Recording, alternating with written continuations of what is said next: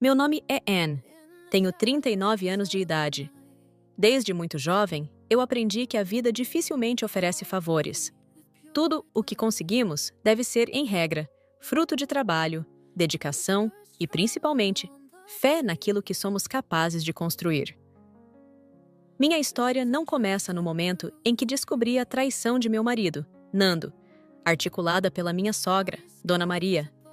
Começa anos antes, quando eu ainda vivia em um quarto de madeira simples, com paredes que deixavam passar a umidade, e sonhava em um dia mudar de vida. Eu cresci em um bairro modesto de São Gonçalo, no estado do Rio de Janeiro. Ali, aprendi muito cedo o que era escassez.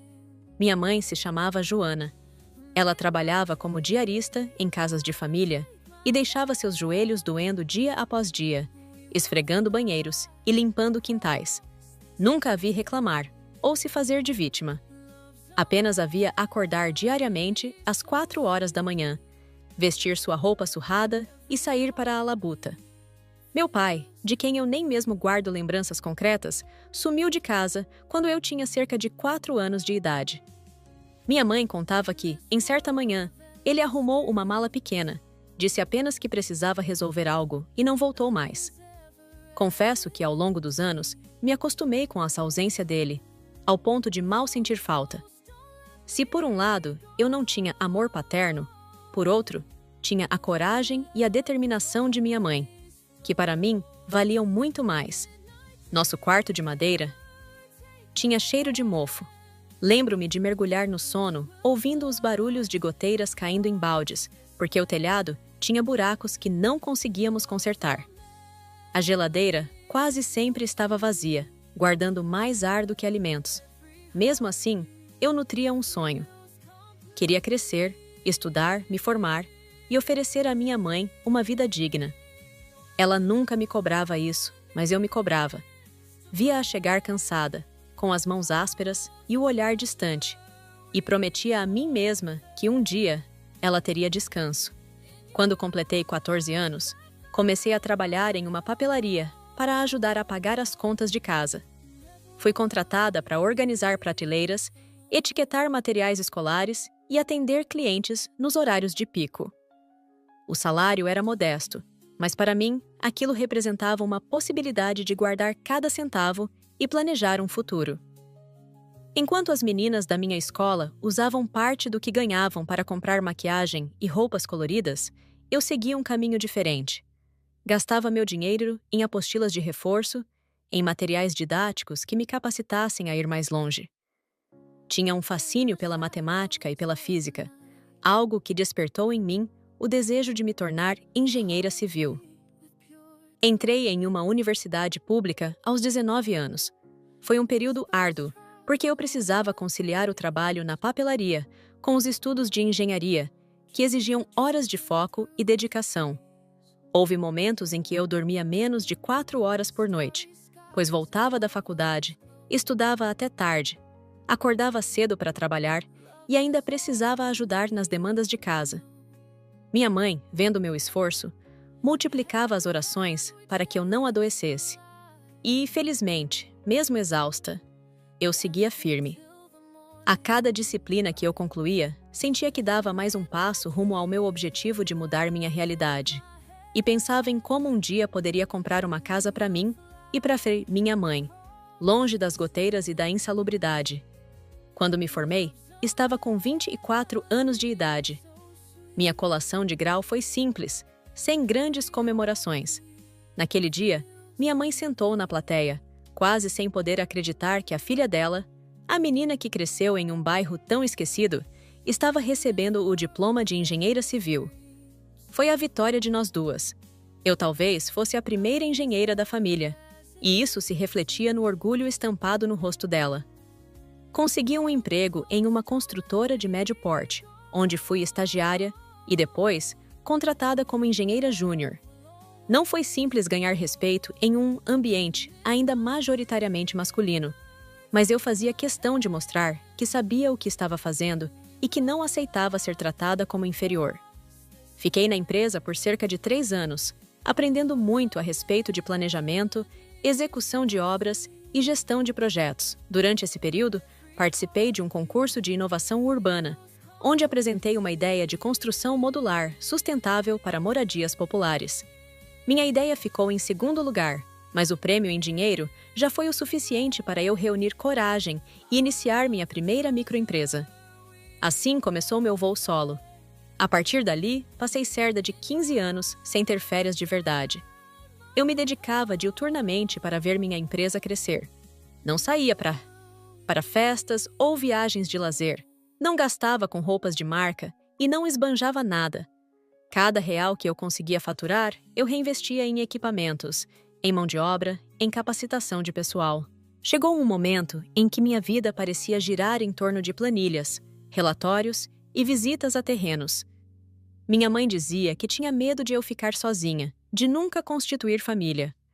O curioso é que naquela época eu não sentia tanta falta de alguém, pois pensava que teria tempo para isso depois que as coisas se estabilizassem. Com muito esforço, cerca de 10 anos após ter iniciado minha primeira microempresa, consegui fundar uma construtora de médio porte, que vinha colhendo resultados consideráveis na área de empreendimentos imobiliários. Fiz parcerias interessantes, ampliei minha cartela de clientes e, com o tempo, pude me dar ao luxo de construir meu apartamento de alto padrão na zona sul do Rio de Janeiro. Era um apartamento espaçoso, com vista para uma parte bonita da cidade, e eu comprei integralmente à vista. Aquela escritura, com meu nome, parecia ter consolidado toda a minha trajetória de superação. Era como um troféu, uma prova de que a menina que outrora morava em um quarto de madeira, com uma geladeira vazia, agora podia contemplar a natureza da varanda de um imóvel próprio. Lembro nitidamente do momento em que assinei a papelada e recebi as chaves. Eu o fiz com lágrimas nos olhos, porque me vieram à mente todas as noites mal dormidas, os calos que minha mãe criou para que eu pudesse chegar ali, o abandono do meu pai, as humilhações sofridas por ser mulher em um ambiente de construção civil. Tudo isso me atravessou de um só golpe, e eu sentia a alegria plena de uma conquista merecida. Foi exatamente nessa fase da vida que conheci Nando, cujo nome completo é Fernando, mas que todos chamavam de Nando. Ele se apresentava como corretor de imóveis autônomo e alegava ter um amplo conhecimento do mercado imobiliário, sempre pronto a conversar sobre construção, venda, compra e aluguel de imóveis. Conheci-o em um coquetel de apresentação de um empreendimento, onde fui como convidada de uma empresa parceira. Logo que trocamos algumas palavras, achei-o simpático e, de alguma maneira, quebrado. Sabe aquela impressão de que a pessoa carrega feridas, de que também teve uma infância difícil, de que batalhou muito para chegar onde está? Eu enxerguei isso nele, quase como se fosse um espelho que refletia minha própria história. Ele me divertia com piadas simples, mostrava-se gentil e tinha aquele ar de quem é grato pela menor das oportunidades. Acabei permitindo que se aproximasse cada vez mais, acreditando que, pela primeira vez, eu tinha alguém que entenderia o sacrifício inerente ao mundo imobiliário, ao trabalho duro. Achava que estar com alguém que conhece a área seria até vantajoso, porque poderíamos trocar ideias, crescer juntos e, quem sabe, construir uma família em que existisse respeito mútuo pelos esforços de cada um. Meses depois, eu conheci Maria, a mãe dele. Eu a chamava de Dona Maria no início, mas ela insistia para que eu a tratasse apenas como Maria, para parecer moderna, embora tivesse cerca de 60 e poucos anos de idade. Ela aparentava ser uma senhora doce, trazia no rosto um sorriso polido, que eu considerava até um pouco forçado. Porém, com o tempo, percebi que aquele sorriso carregava um veneno silencioso. A partir do momento em que ela soube que eu era dona de uma construtora e que possuía certo patrimônio, passei a perceber comentários sutis, porém extremamente maldosos, saindo de seus lábios. Ela dizia, por exemplo, nos almoços de domingo, que mulher que ganha mais do que o marido acaba sozinha, maldita e esquecida. Falava isso mantendo um sorriso cínico que apenas eu parecia notar. Quando eu tentava refutar ou sugeria que ela estava sendo preconceituosa, ela se fazia de desentendida, falando: "Você não entendeu, querida, é só um ditado popular." Mas eu enxergava ali uma pontada de inveja, ou quem sabe, de despeito.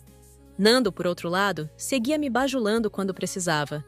Sempre que surgia um documento ou um contrato que ele queria que eu assinasse, aparecia com palavras doces. Eu vivia na correria da empresa, atendendo clientes, fechando negócios, e ele surgia com planilhas e papéis, pedindo minha assinatura só para agilizar a parte fiscal. Eu confiava nele, pois achava que trabalhávamos no mesmo ramo e que não havia por que desconfiar. Ele vivia dizendo: "Você confia em mim, não é mesmo?" E eu, tola, respondia que sim. Entregava a caneta e assinava sem questionar detalhes, porque naquela altura eu tinha muita coisa em mente e acreditava que ele faria tudo de maneira correta. Foi uma ingenuidade que me custou caríssimo. Cerca de 1 ano e meio depois de estarmos juntos, eu fiz uma viagem rápida para São Paulo, a trabalho, com o intuito de revisitar um terreno que minha construtora pretendia adquirir para um empreendimento de médio porte. Seria uma reunião de apenas 2 dias. Nesse intervalo, na volta para casa, ao abrir a porta do meu apartamento, tive uma visão que jamais esquecerei. O espaço estava completamente vazio. Onde antes ficava meu sofá, restava apenas o eco de meus passos. Olhei para o canto e não vi a estante. Fui ao quarto e não havia qualquer resquício de nossas roupas ou objetos pessoais. Nem minha escova de dentes restara no banheiro. Senti um frio percorrer meu corpo, uma sensação de que havia sido roubada, devastada. Encontrei no chão um envelope endereçado a mim. As letras de meu nome estavam escritas de forma que pareciam zombar de mim. Ao abri-lo, encontrei uma carta, escrita por Nando, que dizia: "Anne, fiz isso por mim. Não suportava mais o fardo que é viver com você.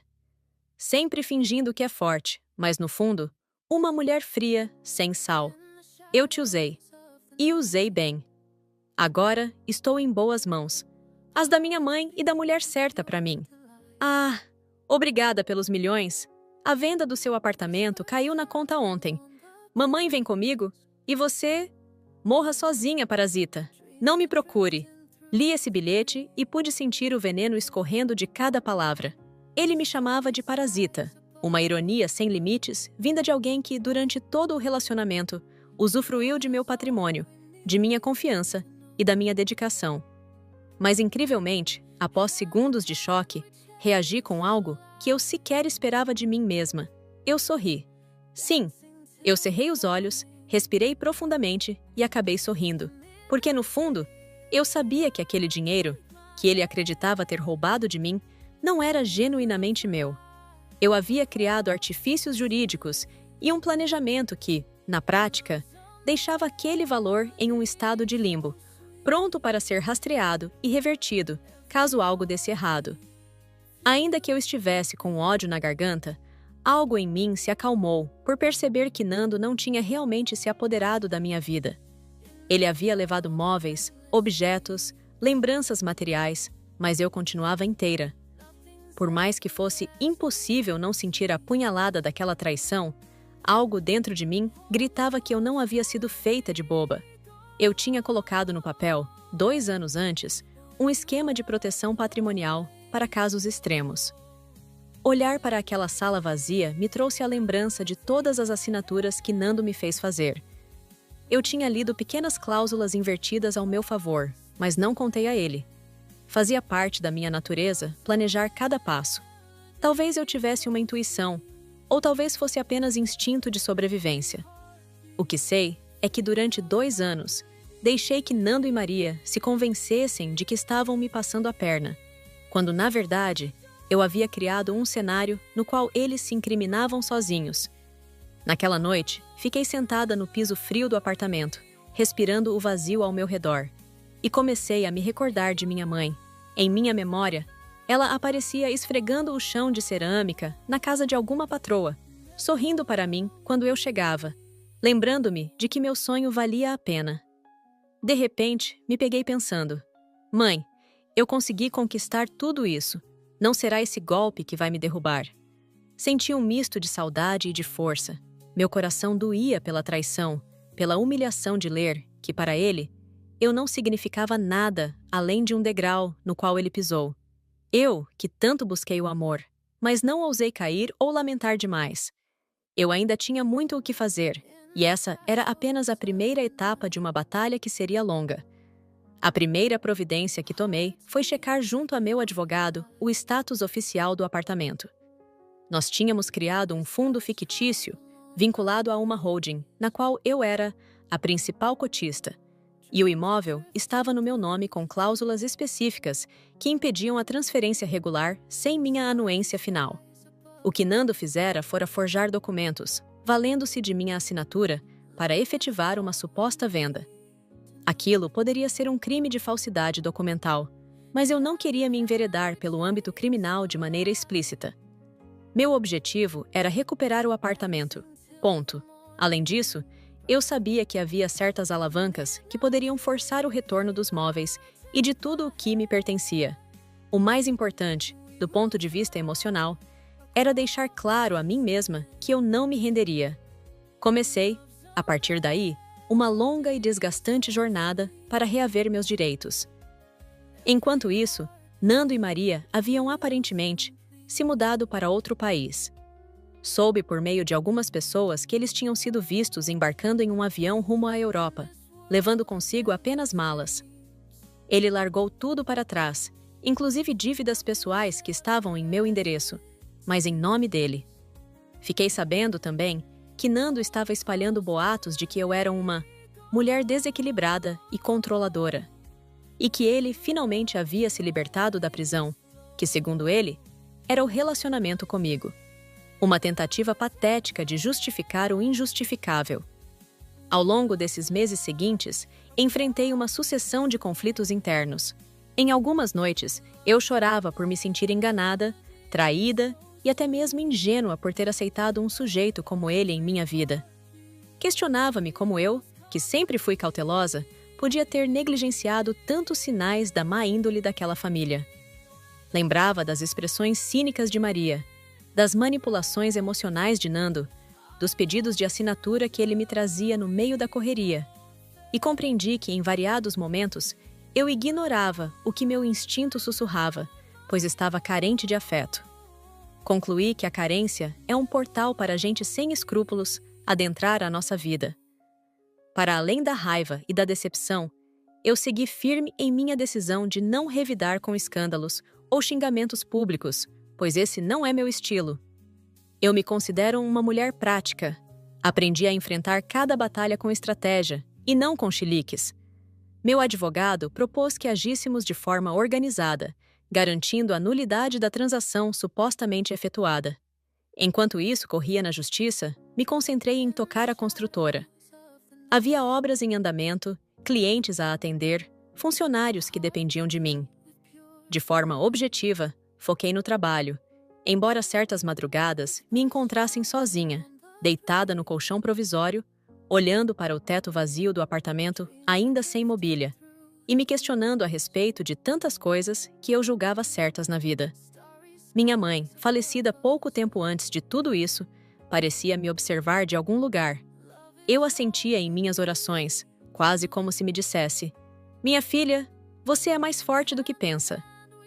Passaram-se algumas semanas até que, reunindo provas e documentos, meu advogado conseguiu dar início a um procedimento que suspendeu qualquer registro de transferência do meu imóvel. A partir desse ponto, caso Nando tentasse qualquer ação adicional ou tentasse realizar nova venda, seria barrado imediatamente. Eu sabia que isso não resolveria a questão dos bens móveis que haviam sumido, como meus móveis sob medida, meus eletrônicos, meu piano que eu havia comprado em parcelas e tantos objetos. Porém, já era um passo significativo, pois eu ainda detinha o direito legítimo sobre o imóvel em si. Descobri, em meio a essas diligências, que Maria e Nando estavam postando fotos no exterior, em lugares que pareciam ser pontos turísticos, ostentando certo conforto. Em toda foto, a legenda trazia algo como "finalmente livres" ou "a vida recompensa quem merece". Eu, no entanto, não deixava que isso me atingisse tanto. Eu sabia que a fonte deles não seria perene. Afinal, Nando se aproveitara de mim e de meus assinados, mas não era inteligente o bastante para gerir riqueza de forma independente. Morei com ele o suficiente para saber que era um homem preguiçoso, filhinho da mamãe, acomodado, sem a disposição de trabalhar duro. E minha sogra, uma mulher venenosa, mas também sem preparo para ganhar a vida honestamente.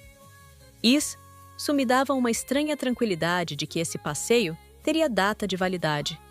Certo dia, recebi uma ligação inesperada de um número estrangeiro. Atendi, um pouco desconfiada, mas logo reconheci a voz de Nando do outro lado. Ele estava eufórico, quase gritando, dizendo que eu havia trancado valores do patrimônio e que não adiantava eu fazer isso. Ele afirmou que eu estava destruindo a vida dele, que ele ia voltar para me fazer pagar e outras ameaças vãs. De minha parte, permaneci em silêncio, ouvindo aquela enxurrada de ofensas e xingamentos. Não retruquei uma só palavra. Não dei a ele o prazer de me ouvir debatendo. Quando ele parou de falar, eu apenas respirei fundo e disse: Nando, esqueça que eu existo. Siga sua vida. E desliguei. Porém, confesso que essa conversa me deixou mexida, porque ele parecia espumando de ódio. Passaram alguns minutos e eu fui tomada por uma sensação de que esse homem representava algo tóxico, que eu precisava afastar de qualquer forma, não só no âmbito legal, mas emocional. Parei para perguntar a mim mesma: como pude amar alguém assim? E a verdade era simples. Eu não amava quem ele de fato era, mas a projeção que fiz dele, baseada em minha ânsia por um companheiro. Dessa constatação, surgiu um sentimento de culpa por não ter sido mais cautelosa. Nas semanas seguintes, foquei-me em um grande projeto arquitetônico que minha construtora estava desenvolvendo. Precisávamos concluir diversas atividades. Enquanto isso, mantinha contato frequente com meu advogado, que me atualizava sobre tomarmos posse efetiva do apartamento, reaver a mobília e, possivelmente, obrigar Nando a arcar com os prejuízos extrapatrimoniais que me causara. Não era vingança, eu só queria justiça. As noites eram solitárias, mas, paradoxalmente, eu me sentia mais tranquila estando sozinha do que estive quando estava ao lado de alguém que me enganava. Percebi que a presença de uma pessoa errada faz mais mal do que a ausência de qualquer pessoa. Meses depois, tive o primeiro vislumbre de vitória judicial quando recebi a notícia de que o juiz reconheceu a fraude na transação do imóvel. Isso significava que a suposta venda estava anulada e, formalmente, o apartamento permanecia em meu nome. Ainda haveria um longo trâmite até a devolução dos objetos que haviam sido levados, e possivelmente Nando e Maria teriam de ser responsabilizados. Porém, a sensação de que meu lar continuava sendo meu deu-me um alívio imenso. Senti vontade de chorar por ter visto minha trajetória passear pelo abismo, mas sem cair. Pensei em minha mãe novamente, no quanto ela ficaria feliz ao saber que eu não deixei o mundo me engolir. Mesmo celebrando essa primeira vitória, eu sabia que os antagonistas não mudariam de postura. E eu estava certa. Com o passar do tempo, Maria passou a difamar-me em redes sociais, dizendo que eu era ingrata e que havia ludibriado o filho dela. Era bizarro, pois tudo o que ela me acusava era um reflexo do que eles próprios tinham feito. Mas esse jogo de espelhos em nada me afetava, pois eu não nutria qualquer preocupação com o que ela publicava.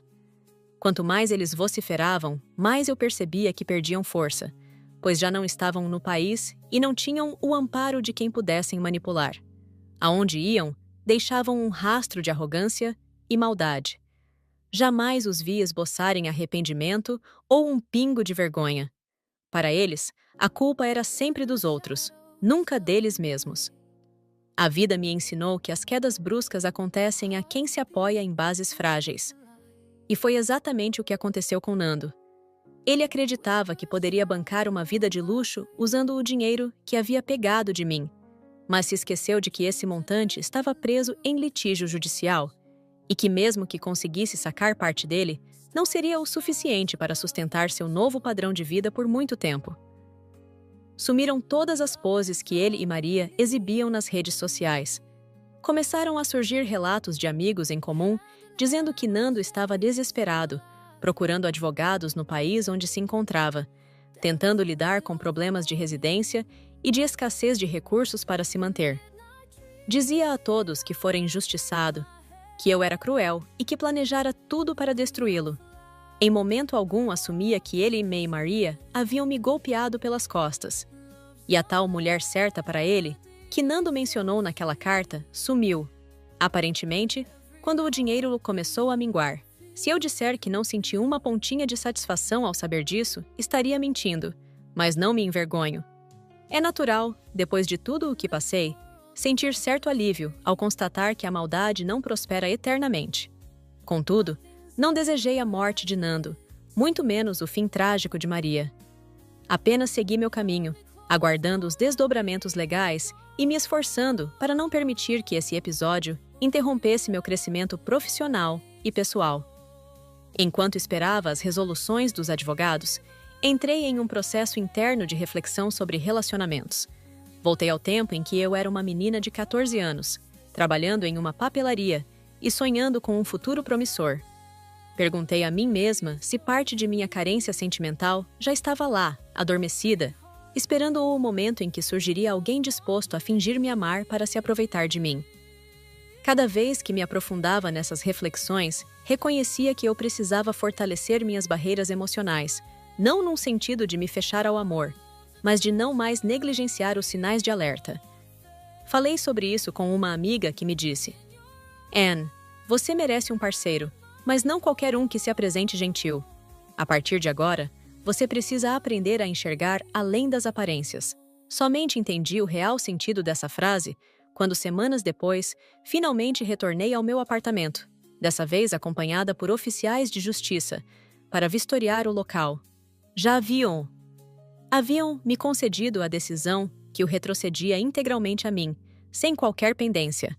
Sentir a chave na mão e adentrar novamente aquele lugar, mesmo vazio, teve um significado profundo. Caminhei pelos cômodos e me lembrei das vezes em que me sentei no sofá com Nando, achando que vivíamos algo verdadeiro. Lembrei-me do dia em que ele trouxe a mãe dele para morar conosco por algumas semanas e de como aquelas paredes testemunharam os olhares ferinos que Maria me lançava. Imaginei, por um momento, como se eu estivesse limpando espiritualmente cada espaço, dizendo: agora, vocês não pertencem mais a esse lar. É só meu. E eu vou reconstruí-lo do meu jeito, sem a sujeira de vocês. Não muito depois, Marian, uma grande amiga e designer de interiores, me ajudou a reformar o apartamento. Pintamos as paredes, colocamos uma nova textura, instalamos uma mobília mais moderna. Deixei para trás lembranças visuais do que antes existia. Desfiz-me de qualquer coisa que de alguma forma me lembrasse Nando.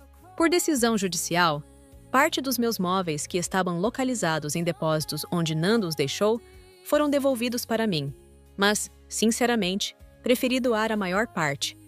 Senti que aquilo tudo carregava uma energia negativa e eu não queria mais conviver com esse tipo de sensação.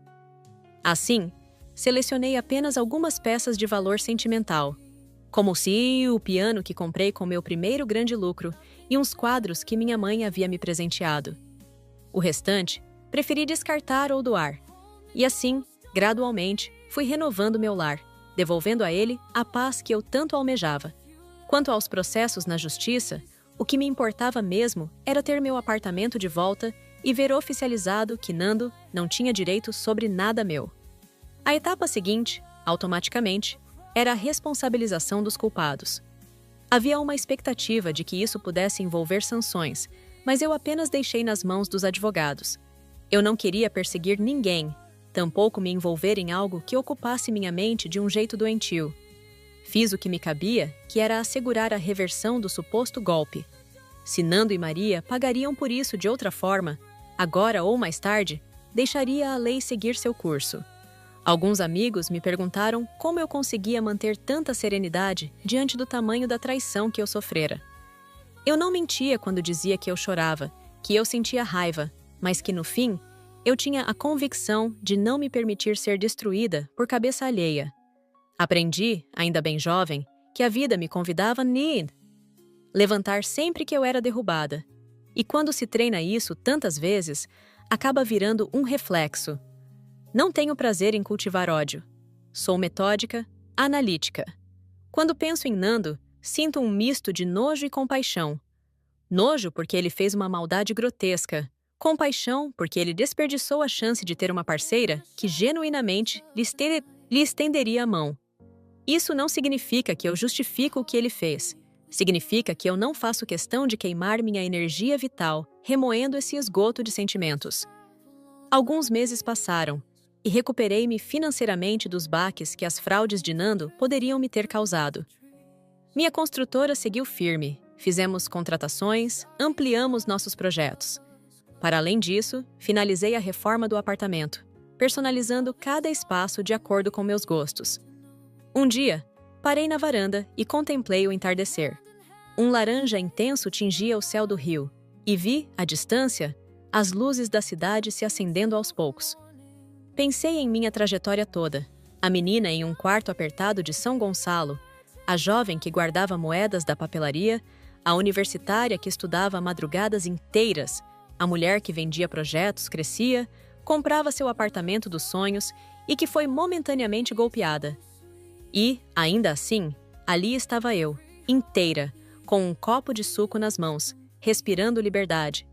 Percebi que cada cicatriz me fez mais forte e que cada traição só mostrou que tenho uma resiliência que nem eu mesma imaginava. Em seguida, veio a notícia de que Maria estava também passando por sérias dificuldades financeiras. Cheguei a saber, por fontes diversas, que ela culpava a mim por ter destruído a vida dela. Mas eu não destruí nada. Ela mesma cavou o abismo em que caiu, quando resolveu me humilhar e, posteriormente, apoiar o filho em um plano infame. Soube que ela tentava, sem sucesso, repetir as estratégias de manipulação, mas, em outras regiões, as pessoas não tinham paciência com seu cinismo. Quase tive pena, mas me lembrei de suas palavras maldosas durante os almoços de domingo, de como ela me chamava de toda metida, e me dizia que eu acabaria sozinha, maldita e esquecida, só por ser uma mulher trabalhadora e independente. Recordei-me das humilhações que ela me fazia passar diante de parentes, sempre me colocando como se eu devesse ser submissa a Nando, porque marido é prioridade e a mulher deve abaixar a cabeça. Não! Eu não sentiria pena dessa pessoa, nem desejaria seu bem ou mal. Apenas a deixei lá, colhendo as consequências de suas próprias escolhas. Um dia, recebi uma mensagem de um número desconhecido no meu celular. Abri e tinha apenas uma frase. Um dia você vai se arrepender de tudo. Não duvidei de que fosse de Nando ou de Maria, ou de alguém amando deles. Mas vi aquilo e mal me importei. Apaguei a mensagem sem responder e bloqueei o contato. Se havia uma lição que aprendi, é que alimentar diálogo com gente do tipo só dá combustível para mais agressões e manipulações. Preferi silenciar, porque meu silêncio é a forma mais eloquente de dizer: vocês não têm nenhum poder sobre mim. Palavras não podem descrever o sentimento que experimentei quando, tempos depois, recuperei por meio do oficial de justiça alguns itens de que sentia muita falta, como fotografias de minha mãe e algumas peças de decoração que tinham valor sentimental. Por exemplo, um vaso de cerâmica pintado por mim em um curso de artesanato que fiz quando ainda era adolescente. Quando vi esses objetos novamente, senti um abraço da minha própria história. Foi como se eu os estivesse resgatando de um cativeiro, e agora eles estavam em casa, a salvo, longe das mãos que tentaram usurpar minha vida. A essa altura, muita gente perguntava se eu agora, oficialmente, havia me divorciado de Nando. Mas a verdade é que nós nunca chegamos a oficializar um casamento civil em cartório. Tínhamos uma união estável que, juridicamente, já estava dissolvida quando deu-se a fraude, e isso foi esclarecido judicialmente. Ou seja, ele não tinha direito a nada que fosse meu, e as tentativas de fraudar documentos não tinham base alguma. Isso facilitou as coisas para mim, ainda que eu tenha precisado lidar com todo esse ciclo de falsificações e má-fé. No trabalho, a cada dia, eu crescia em confiança. Meus funcionários viam em mim um exemplo de que não podemos baixar a guarda quando somos atacados.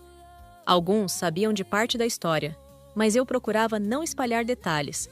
Não queria que meu sofrimento virasse fofoca de corredor. Ainda e assim, notava nas pessoas um olhar de admiração por minha postura firme. Se houve algo de positivo nisso, foi perceber que eu era capaz de inspirar outras mulheres, a não permitirem abusos emocionais ou chantagens afetivas em seus relacionamentos.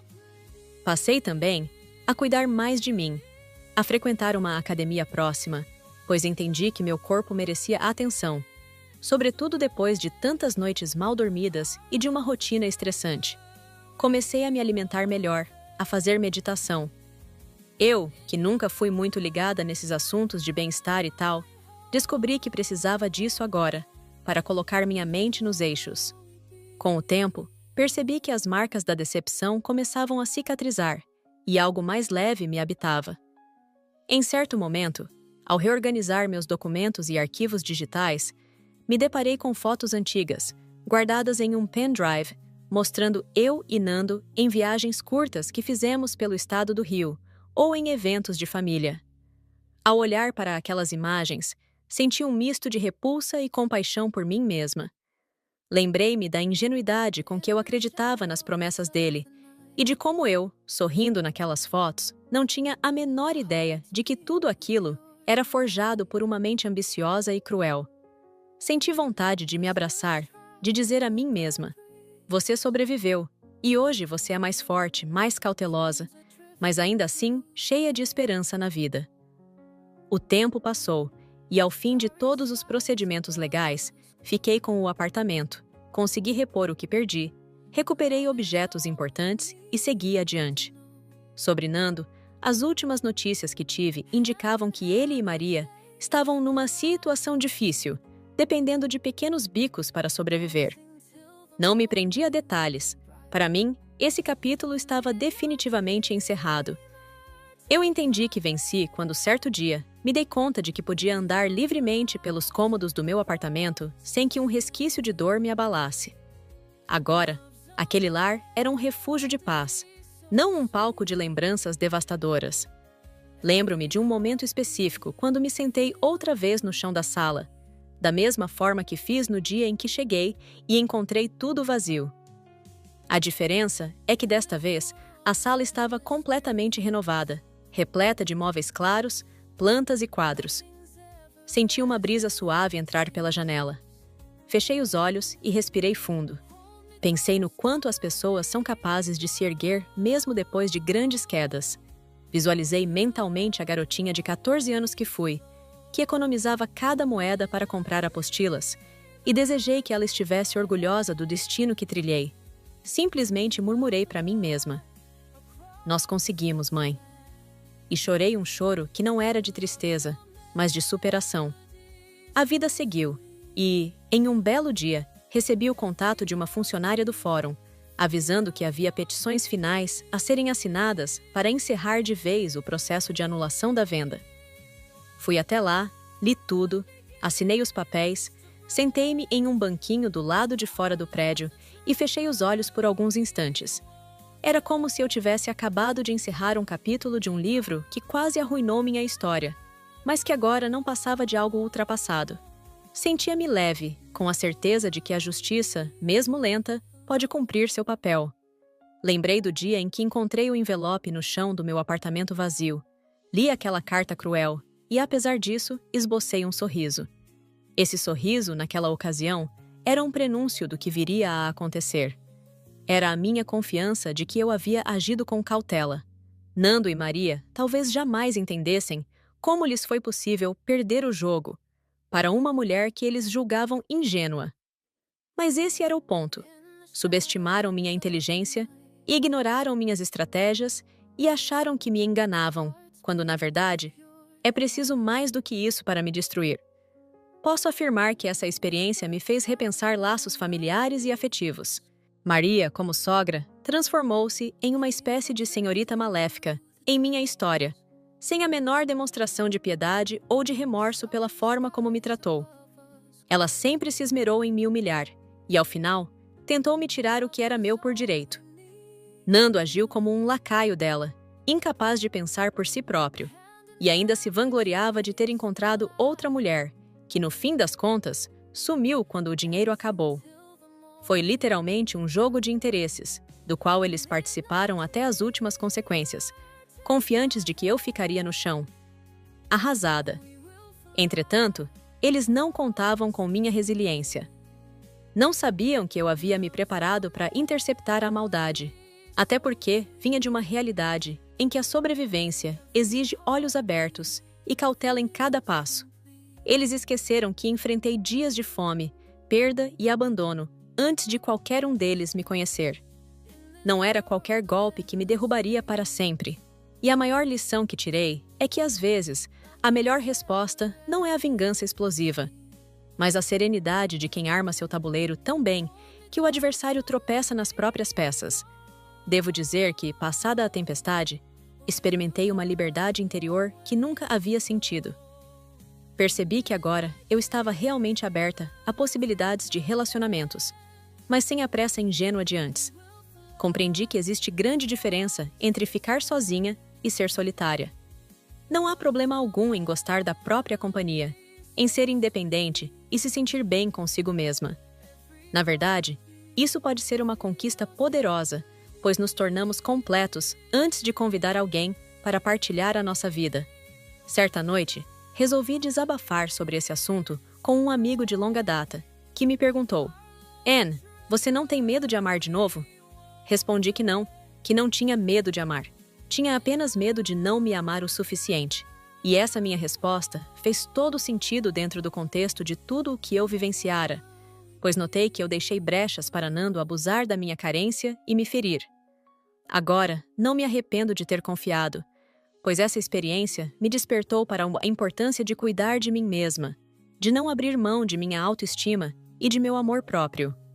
Hoje, andando pelos corredores da minha construtora, vejo rostos novos, gente que ingressou na equipe cheia de animação, e também vejo alguns veteranos que me acompanham desde os tempos mais difíceis. Quando lembro da luta que travei, sinto-me fortalecida, e percebo que as marcas dessa história sempre estarão em mim como sinais de que não precisamos gritar para vencer batalhas. Podemos vencê-las com serenidade, fazendo o que é certo, confiando que a justiça prevalece. Os antagonistas continuam sendo os vilões dessa narrativa. Mesmo passados todos esses acontecimentos, jamais ouvi falar de qualquer redenção por parte de Maria ou de Nando. Não arrisco dizer que eles tenham aprendido algo, porque me parece que certos corações são endurecidos demais para qualquer mudança genuína. Talvez eles sigam amargurados, culpando o mundo e as circunstâncias, sem nunca enxergar a própria culpa. Não cabe a mim julgar, tampouco me compadecer. Cada um escolhe seus caminhos, e eles escolheram o da crueldade.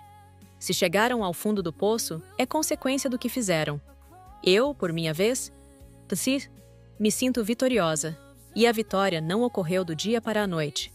Passei pela dor, pelas lágrimas, pelos transtornos legais, pela humilhação de ver alguém zombar de meus sentimentos.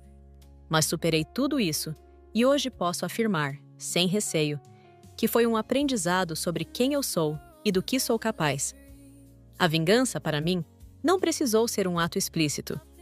Bastou deixar que a lei e o tempo fizessem a parte deles, enquanto eu me reerguia. Afinal, a melhor resposta àqueles que desejam o nosso mal é mostrarmos que somos capazes de seguir em frente sem perder nossa essência.